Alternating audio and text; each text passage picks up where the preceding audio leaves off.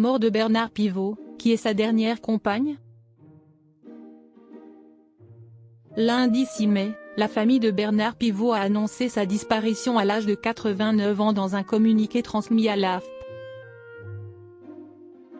Le journaliste et écrivain, longtemps marié à Monique, mère de ses 2 filles, avait refait sa vie ces dernières années avec une discrète femme, médecin de profession.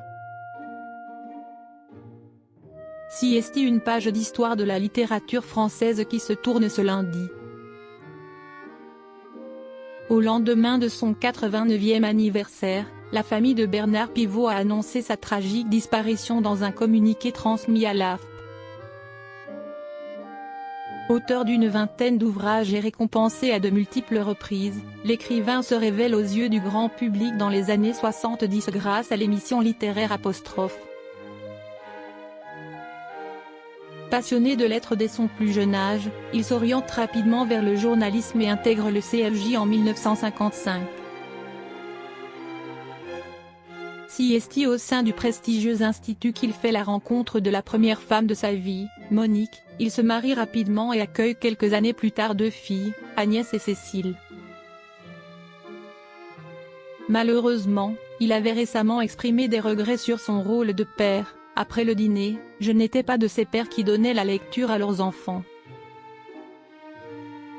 J'avais hâte de rejoindre mon bureau pour achever la lecture du livre dont j'avais commencé la lecture l'après-midi, confiait-il l'année passée au JDD. La dame de mon cœur travaille, et moi pas.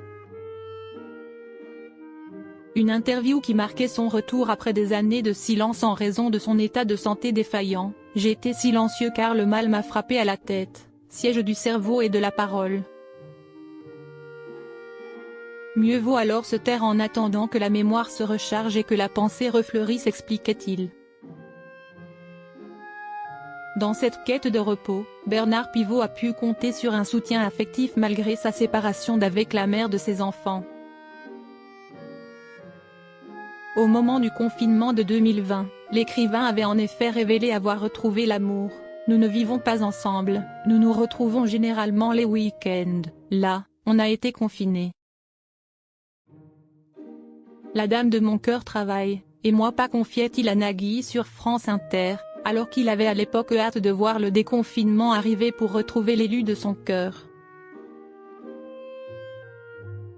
S'il n'a jamais dévoilé le prénom de sa bien-aimée, tout juste a-t-il osé admettre qu'elle était médecin et donc au cœur de la crise Covid à l'époque.